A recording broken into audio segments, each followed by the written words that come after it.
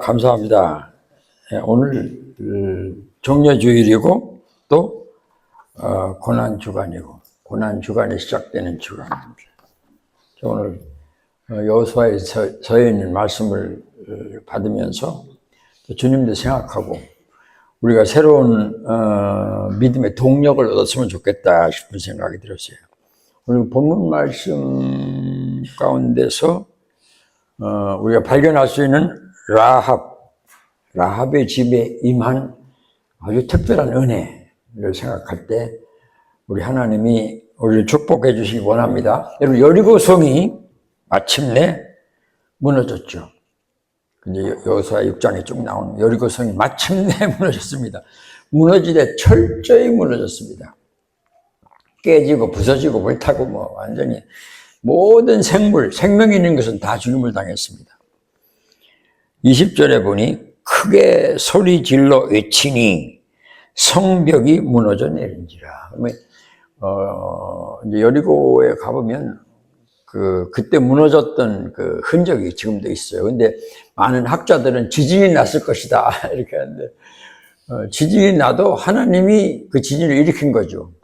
이스라엘 백성들이 7일 동안 여리고성을 돌고 소리를 지르니까 확 무너졌거든요. 무너졌는데 학자들은 이건 지진이다. 지진 때문에 무너졌다. 근데 지진 때문에 무너졌든 어찌든 됐든 간에 하나님이 여리고성을 약속하신 대로 무너뜨려 주신 거거든요.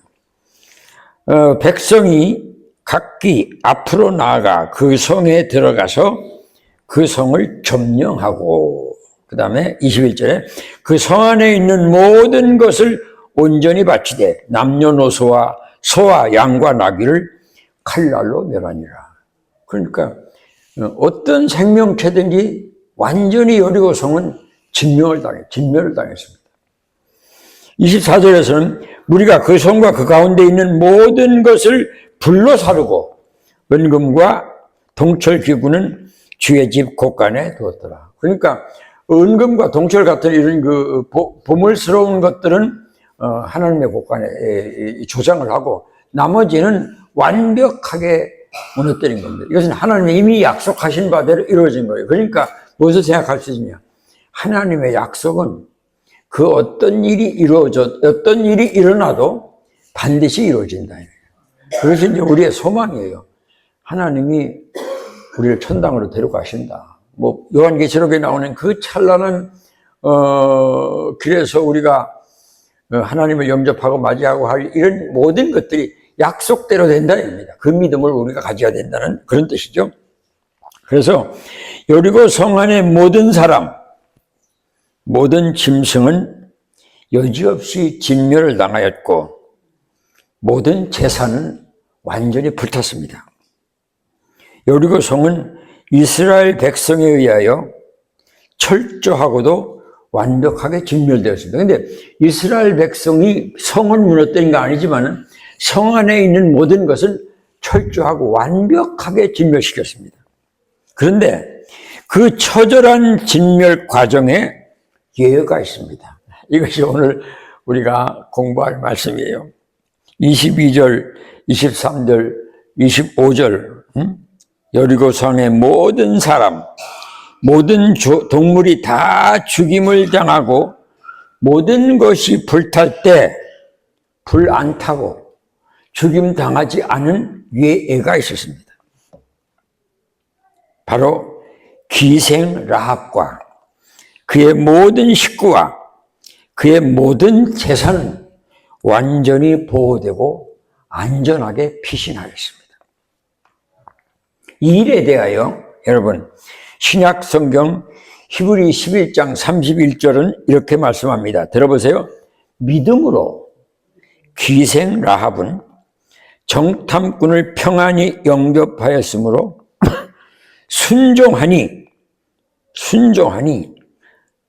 순종하지 아니한 자와 함께 멸망하지 아니하였다라고 했어요. 그러니까 히브리 11장 와서 믿음으로 모든 이스라엘 역사를 믿음으로 역사로 연결시키면서 여기 여리고성이 무너진 구약 성경의 이 큰 사건도 기생 라합의 믿음에 의해서 이루어졌다고 말씀하고 있습니다. 믿음으로 기생 라합은 정탐꾼을 평안히 영접하였으므로. 여러분, 여리고 성에 얼마나 많은 사람이 살았겠습니까? 근데 그 성에 모든 사람이 진멸하고 모든 짐승이 싹 죽임을 당할 때, 모든 재산이 다 불탈 때 기생 라합과 그의 온 식구는 완전히 보호를 받고 안전한 곳으로 피난을 갔으며 마침내 그 집의 모든 재산도 그대로 보호가 됐습니다. 이것이 이제 기생 라합의 믿음에 의해 되었다고 설명합니다. 기생 라합과 그의 집에 임한 특별한 은혜는 그 기생 라합의 믿음 때문이라고 설명합니다. 그 기생 라합의 믿음은 여호수아서 1장 9절, 10절, 11절에서 이미 우리가 공부를 했죠. 하나님이 홍해의 물을 말르게 하셨다. 하나님이 요단 동편에 있는 옥과 그 임금들을 완전히 진멸시켜 이스라엘 민족을 거기 정착시켰다. 이렇게 말씀합니다. 근데 이 이야기를 들었다고. 근데 이 라합이, 기생 라합이 홍해물이 마른 걸 본 거 아니에요. 기생 라합이 요단 동편에 있는 그 왕들을 진멸하고 그 땅을 이스라엘 민족이 점령한 과정을 본 거 아니에요. 들었어요. 이 말을 우리가 주목해야 돼요. 로마서 10장 17절에 한번 따라하세요. 믿음은 들음에서 나며. 믿음은 들음에서 나며. 근데 어떤 들음입니까? 그리스도의 말씀으로 말미암느니라 라고 했습니다. 우리가요, 예수님을 못 봤어요. 예수님 보신 사람 있어요? 없어요? 예수님이 오병이어로 5,000명 먹이실 때 우리가 거기서 빵 먹은 거 아니에요? 예수님이 온갖 기적을 다 행하신 현장에 우리가 없었어요. 그런데 예수님이 행하신 모든 일에 대한 이야기를 들었어요. 이것이 성경 말씀이에요. 근데 우리의 믿음이 어디서 나오느냐? 이 말씀을 들었을 때 나와요. 근데 중요한 게 있습니다. 하나님께서 이스라엘에게 행하신 기적의 사건은 들은 사람이 엄청 많습니다. 여리고 성사는 다 들었어요. 빠지면 어린아이까지 다 들었어요. 그런데 여러분, 그 들은 말씀을 믿은 사람은 기생 라합밖에 없어요.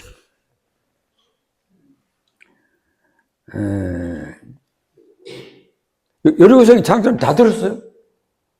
그런데 그 들은 사건을 믿음으로 받아서 마침내 하나님께 대한 헌신을 한 사람은 기생 라합밖에 없어요.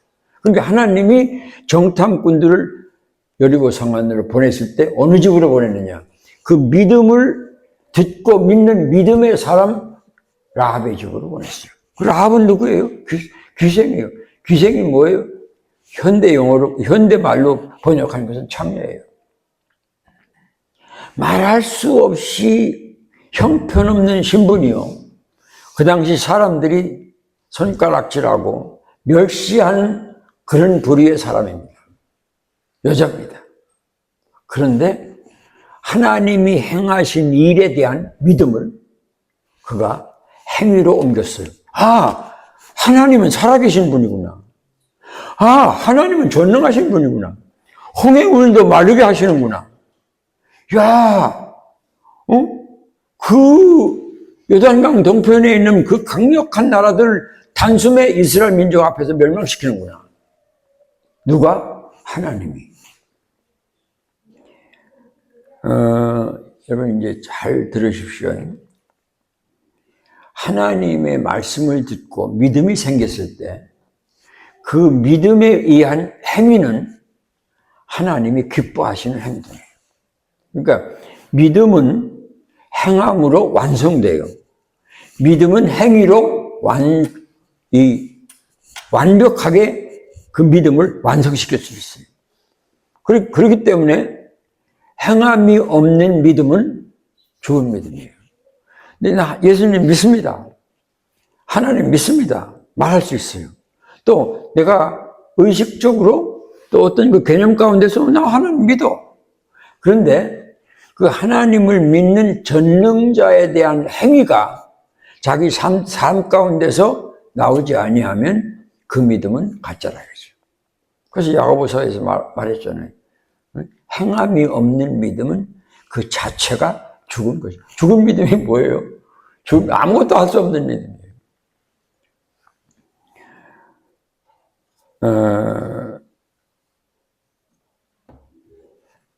이 사도행전 16장에 보면 바울이 복음을 전하기 위하여 강가로 나갑니다. 근데 거기 여러 여자들이 있었습니다.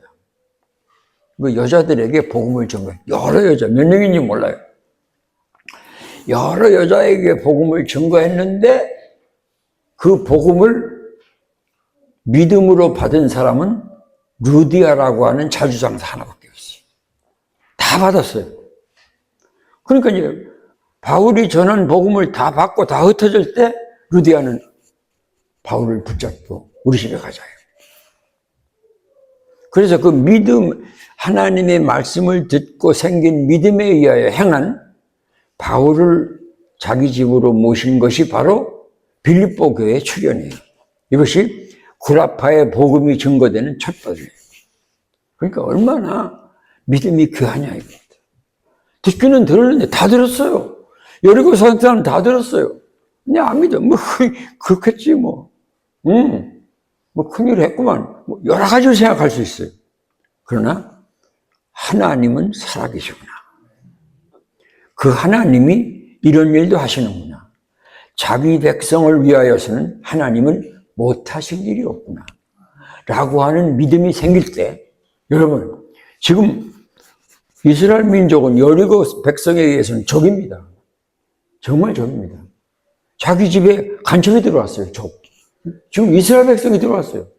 그러면 빨리 옆집에 보고하든지 여리고성 누구한테 알려야 돼. 야, 큰일 났어. 우리 집에 간첩 왔어. 이래야 될 거 아니에요.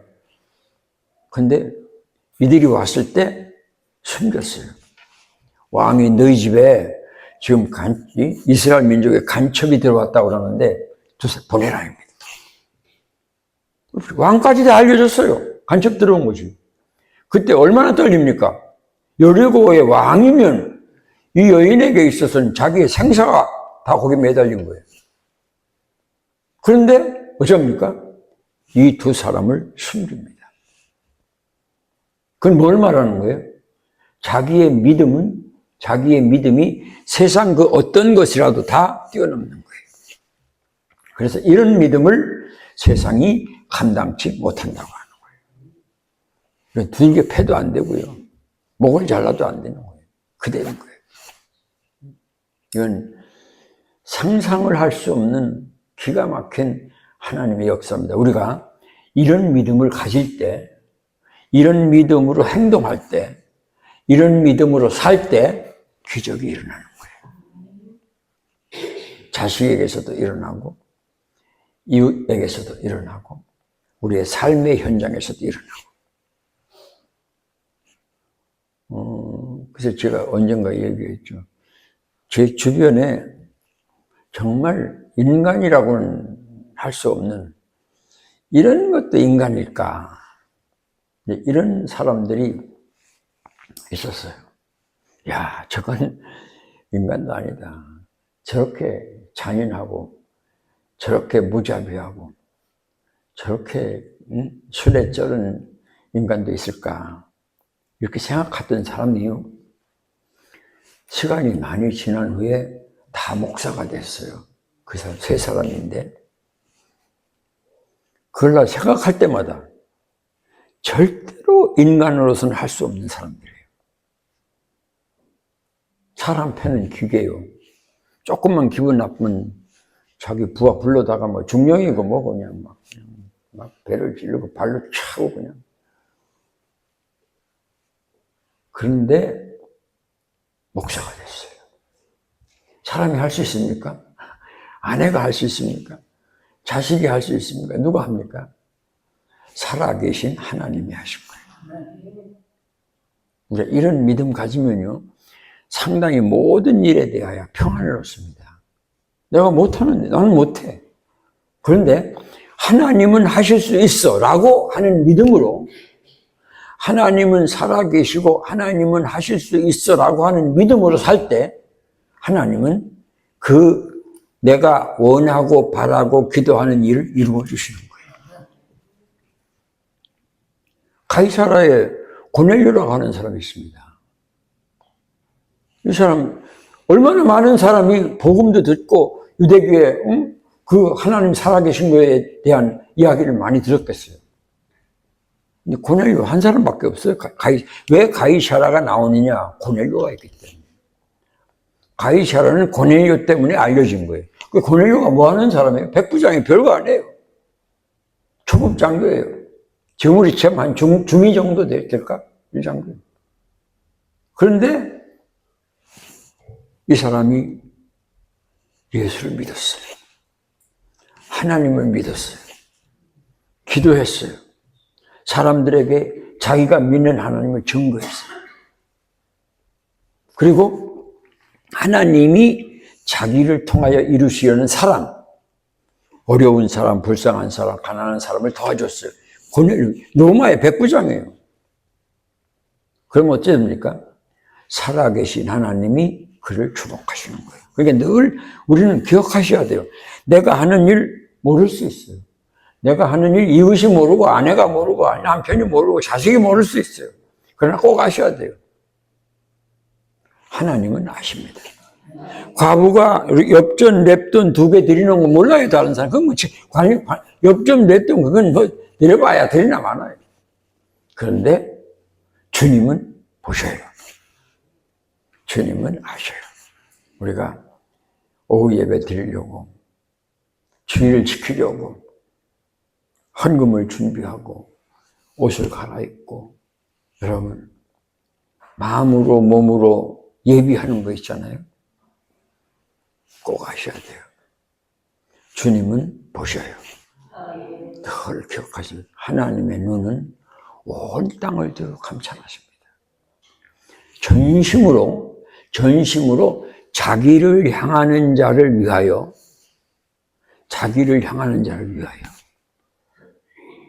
능력을 베푸십니다. 그러니까 홍해도 가르치는 분이 뭘 못하시겠어요? 내가 아까 우리 정호주 집사님하고 얘기했는데 제가 이번 금요일 날 주님 고난 받으신 날인데 참 제가 사랑을 많이 받은 목사가 있어요. 자기 교회 그냥 노상부흥회 하라고 하고 주일날 그냥 설교도 여러 번 하고 그냥 자기한테만 가면 그냥 그런데 이 사람이 신장암이 걸린 거예요. 신장암이 걸렸는데 그냥 의사가 이제 포기한 거예요. 온몸이 펴져가지고. 목사님, 가겠습니다. 그럼 오시려면 설교도 해주세요. 그래서 이제 다음 주에 가는 거예요. 이제 살 가망이 없어요. 근데 내 마음속에 며칠 전에 전화를, 목사님, 우리 100세까지 삽시다. 내가 새벽마다 기도해요. 하나님, 그런 훌륭한 목사를, 그런 좋은 목사를, 그런 착한 목사를 100세까지 살게 해주시면 안 되겠습니까? 그런 기도를 해요. 근데 마음 가운데 이상하게 평안해요. 어쨌든 하나님이 은혜 주시면 될 줄로 믿습니다. 내가 전에 얘기했죠. 제가 집사 때요. 가는 곳마다 교회에서 나한테 설교를 시켰어요. 집사 때. 집사인데. 어느 교회 가든지 설교를 하라고 그래요. 여전대 헌신예배, 남전대 헌신예배. 아니, 집사가 뭘 알아요? 성경을 알아요? 뭘 알아요? 근데 자꾸 설교를 시키는 거예요. 근데 하루는 이제 우리 교회 담임하고 있는 전사님이 나한테 오더니, 다음 달에 흥해에 있는 어떤 큰 교회 가서, 큰 교회는 아닌데 뭐 하여튼 뭐 100명 이상 모이는 교회, 농촌 교회인데 가서 설교하라 이겁니다. 그래서 이상하게 준비를 정말 열심히 했어요. 노트에다 쓰고 설교 원고를 쓰고 이걸 가져가지고 그냥 그 영일만 바닷가에서 막 애우고 또 설교하고 또 와서 또 고치고 또 기도 이랬어요. 근데 어느 날 이렇게 이제 설교를 다시 한번 쓱 보는데 뭐가 뚝뚝뚝 떨어져요. 그러니까 커피가 뚝뚝뚝 떨어져요. 그래서 이 설교 노트가 커피에 다 젖었어요. 그래가지고 이제 설교하는 날 이제 갔습니다. 버스를 타고 이제 거기 가서 형산강을 건너야 돼요. 저는 얘기했죠. 근데 그날 밤에 밤새도록 폭우가 쏟아져서 보통 때는 형산강에 이제 구두만 벗고 이렇게 가서 건너는 거죠. 건널 수 있는 조그만 이렇게 돌멩이들도 있고요. 그래서 가보니까 물이 그냥 파도처럼 쳐오는 거예요. 갈 수가 없잖아요. 예배 시간은 다가오고 있죠. 강 건너편에 교회는 있죠. 하나님 어쩜 말입니까? 이거 이제 한 달 이상 막 코피를 흘리면서 준비한 설교인데 하나님 어쩌면 좋습니까? 그런데요, 막 물이 흘러가는 그 갈대가 있었거든요. 그 갈대 숲에 조그만 보트가 있는 거예요. 보트가 있네? 보니까 거기 할아버지가 있는 거예요. 할아버지, 나 좀 태워줘요. 나 저 건너가야 돼요. 그러니까 말도 안 하고 얘기를 하더라고요. 탔어요. 근데 저는요, 지금도 어떻게 그 강을 건너는지 몰라요. 어떻게, 그 조그만 보트가 어떻게 할아버지가 이렇게 해서 그 강을 건너준지 저는 몰라요. 건너갔어요. 막 쫓아가서 교회 문을 딱 열고 들어서니까 온 성도가 딱 쳐다봅니다. 어떻게 왔습니까, 거기? 지금 예배를 자기들끼리 이제 안 올 수가 없으니까 물이 막 그냥 막 엄청나게 그냥 요단강처럼 막. 그러니까 어떻게 왔습니까? 예배 드리려고 집사가 이제 막 설교하러 올라가는데 어떤 할아버지가 보트로 태워줬습니다. 이랬어요. 그랬더니 그 교인 중에 하나가 뒤에 있더니 아니 이 동네 그런 보트도 없고 그런 할아버지도 없습니다. 그러면 나 그 소리 듣게 되면 무조건 올라와서 그냥 설교를 하고 예배를 드렸어요. 나는 늘 마음 가운데 내가 천당 가면 예수님한테 물어보려고 그때 그 할아버지가 누구였느냐고. 내가 이 간증을 목사님들 많이 모인 데서 했더니 그 목사님 한 분이 저한테 와서 목사님 하나님이 보내신 천사예요. 여러분 꼭 기억하세요. 참된 믿음. 그 믿음을 통해서 하나님이 기뻐하시는 일을 행할 때 나타나는 기적. 이 기생 라합 집에 임한 오늘의 축복과 같은 거예요. 보세요. 나는 기생 라합보다 낫습니까? 가만히 생각해 보세요. 기생 라합보다 나은 게 하나도 없어요. 창녀 라합보다 선하고 착하고 깨끗하고 여러분 택도 없습니다. 벌레만도 못합니다. 그런데 하나님이 나를 부르셨습니다. 왕 같은 제사장을 삼으셨습니다. 하나님의 소유되는 백성을 만드셨습니다. 그리고 그 하나님을 믿는 나를 부르신 하나님을 믿는 그 믿음으로 내가 그의 말씀을 순종하고 행할 때 하늘이 열리는 거예요. 그걸 분명히 아셔야 돼요. 그 믿음 가지면 평안이 와요. 그 믿음 가지면 기쁨이 있어요. 그 믿음 가지면 감사가 나와요.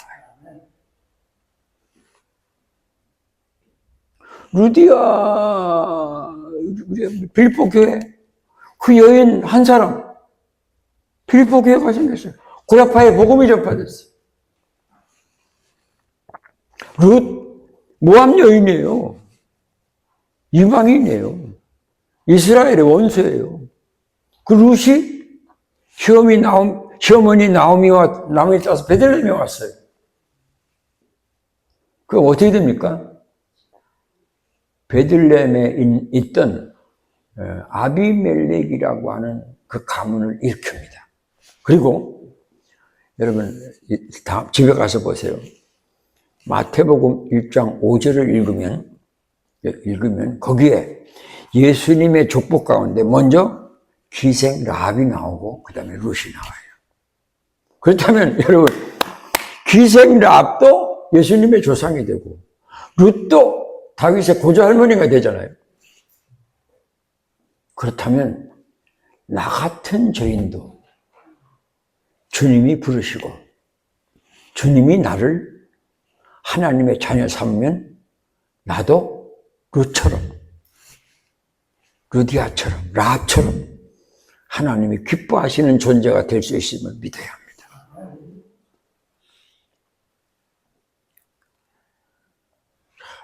참된 믿음은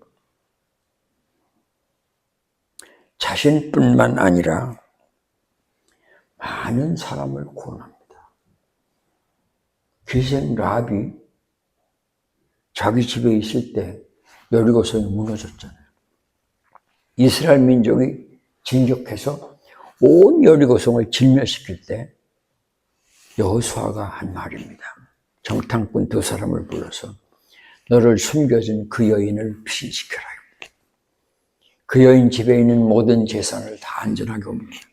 그런 후에 뭐가 됐어요? 이스라엘 민족 속에 들어갔어요. 그리고 예수님의 조상이 되었어요. 모압 여인 룻도 마찬가지예요. 오르바하고 같이 왔습니다. 며느리가 둘이잖아요. 오르바하고 난 절대로 어머니 따라가겠습니다. 베들레헴으로 가겠습니다. 오르바도 그러고 룻도 그랬어요. 근데 이제 두 번째 시어머니가 야, 내 속에 뭐 아들이 있겠냐? 너희들 가서 응? 너희들 생활하라. 그러니까 오르바는 처음에는 그냥 죽겠다고 목숨 걸고 따르겠다고 하다가 에휴 안 되겠구나 가버리는데 이 룻은 어머니 하나님이 내 하나님이고 어머니는 가실 거고 내가 갈 것이고 어머니 죽는 곳에서 나도 죽을 것이고 어머니가 오지 말라고 그러면 나는 생명을 걸고 따르겠습니다. 그러니까 이 나오미가 이 룻은 어떻게 해볼 수가 없잖아요. 그래서 그 믿음으로 베들레헴에 와서 나오미의 가정을 일으키고 다윗의 증조 할머니가 되고 예수님의 조상이 된 줄로 믿습니다. 여러분 잠시 사는 세상에서 예수님을 한번 이렇게 믿으시면 나 때문에 수지 맞는 사람이 생기는 거예요. 이런 믿음으로 행동하면 여러분 예수님이 진짜 나의 구세주요 전능하신 하나님임을 확신할 때 성경에서 명한 것을 안 따를 수 있는가? 그렇게 안 돼요. 그냥 되는 거예요. 11절 여러분 이런 거 힘들고 그런 게 없는 거예요. 그냥 되는 거예요. 그것이 더 기쁘고 더 행복하고 주일 되면 의뢰 주의 집에 가서 앉아 있는 것이 나의 삶의 한 방편이에요. 그 주님이 보시는 거예요. 마침내 하나님 나라에 갔을 때 주님이 보세요. 히브리서에 나오는 말씀 히브리서에 나옵니까? 하나님이 불의하지 아니하사 자기 이름과 의를 위하여 나타낸 사랑으로 이미 성도를 섬긴 것과 지금도 섬기고 있는 것을 잊어버리지 아니하시느니라. 꼭 기억하세요. 하나님 살아계십니다. 그 하나님의 말씀을 듣고 믿은 후에 그 믿음에 의하여 하는 행위는 하늘나라의 보화로 쌓여지고 마침내 말할 수 없는 보상이 우리에게 임할 줄 믿습니다. 이거 세상 잠깐 살다가 가는 건데 이렇게 예수 믿어서 살아계신 하나님의 이 큰 사랑과 상급을 받을 수 있는 사람이 된다면 바랄 게 뭐가 있어요? 예수 믿다 죽어야지. 예수 따라가다가 끝내야지. 예수 말씀 순종하다가 주님께 가야지. 이런 믿음으로 또 이 한 달도 승리하시고 고난주간도 예수님을 묵상하시면서 창녀만도 못한 나를 위하여 십자가에 죽으심으로 내가 예수님의 자녀가 되었구나. 영생을 얻었구나. 주님 계신 천당에 가겠구나. 이 믿음 여러분의 삶을 지배하시길 주의 이름으로 축복합니다. 예.